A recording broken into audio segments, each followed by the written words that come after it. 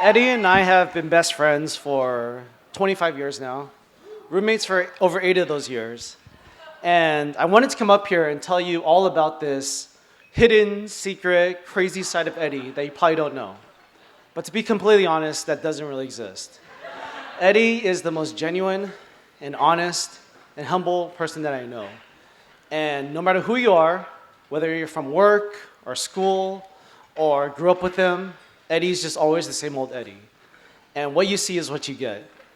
And what you see is this Star Wars, Star Trek loving super tech nerd who loves country music and Natalie Portman and Broadway musicals, as you can tell by our wedding party entrance. But most of all, he loves nothing more than his family and his friends. He's always said, what's the point of success if you can't share it with your friends and your family? And he's always believed that. Over the years, Eddie and I have been through everything together. He's helped me ace school tests. He's been my travel buddy around the world. Has been my personal therapist, my guidance counselor, my personal TED Talk presenter, but the best financial and real estate advisor ever. But more importantly, no matter where I am in life, no matter how stupid my ideas, no matter how lofty my goals, Eddie's always been in my corner, rooting for me, and just been unconditionally supportive. And that's something that I'll always, always be so grateful for.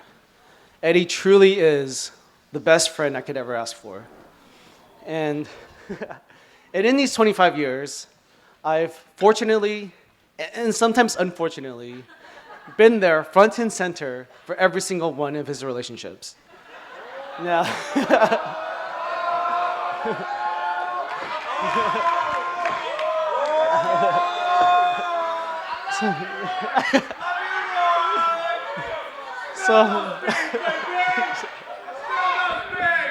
so the thing about Eddie is that he has what I like to call a 1-year free trial when it comes to dating.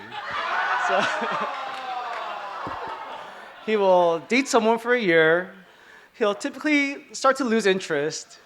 He'll be too scared to break up. And so he'll let it awkwardly linger for about another year. And then finally he'll break up. It's like clockwork. And I've always wondered who's going to be this magical girl that's going to come along and break this cycle and outlast this 1-year trial period. Until one day, Eddie comes to us with the biggest smile on his face, gushing about this girl that he had just met. This super pretty, smart, startup entrepreneur named Yunha. At first, they were just friends, even though Eddie wanted to be way more than that. They became running buddies, and Eddie is not a runner. So I don't think he's run since then. So I knew this girl was someone special. And so after many, many, many, many months of will they, won't they, and deliberation, he finally mustered up enough courage to tell her how he felt. So one night as she was leaving, Eddie apparently decides it's the best time to pour his heart out to her and tells her, I like you, I have feelings for you. And Yuna's response was, thank you. My Uber's here, I gotta go. And she runs right.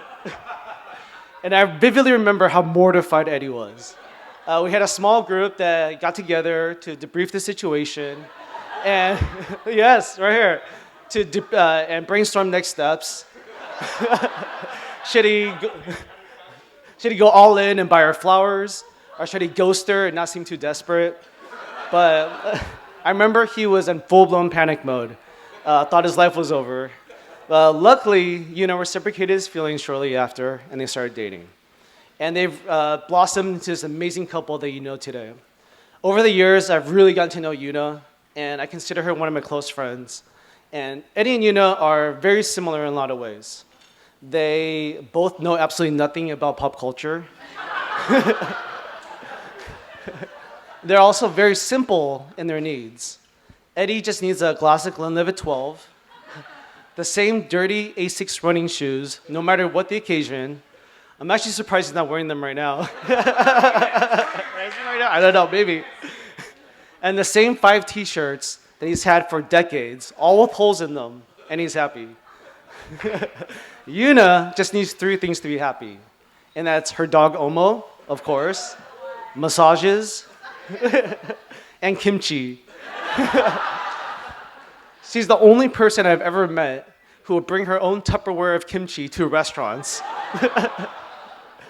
Yes. And after eating nice, fancy restaurants, she'll always come home and make a pot of kimchi jjigae, because that's what she needs before bed. There are also paradoxes as well. Eddie has one of the biggest brains that I know, but one of the worst memories I've ever seen. He loves and collects maps, but has the worst sense of direction. Yuna founded a meditation company, but is the most stressed out person ever.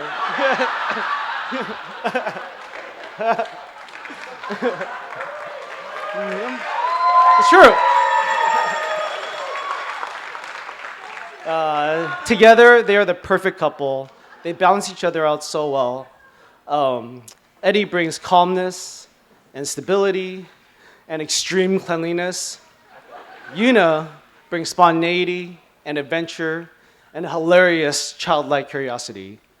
It's never a dull moment with these two. I love you both so, so much individually, but I love you even more together. So if you will all raise your glass with me. Eddie and Yuna, congratulations. I think I speak for everyone here when I say that we're all so lucky to have you in our lives. And I'm so, so happy that Yuna was the magical girl that came along and broke that cycle. Love you guys.